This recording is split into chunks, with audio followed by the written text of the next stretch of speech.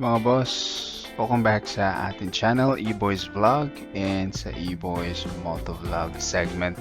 So ito yung 2011 Honda Wave. Papalitan natin siya ng battery. Ito yung itsura niya. Actually, magi-11 years old siya this September. May kalumaan na pero yung makina is very very well maintained. Napaka-condition yan.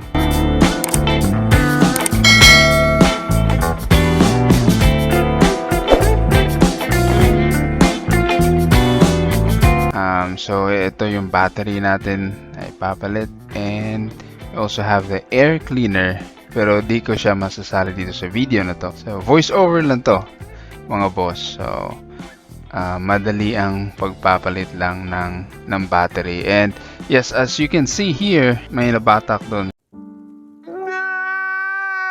So yun yung paglinis pinalinis ko kasi yung carburetor nito, tapos yun, nabrito lang nga kasi nga magi-11 years old na, tapos ulan, init. So Honda Wave 2011, and let's start replacing the battery.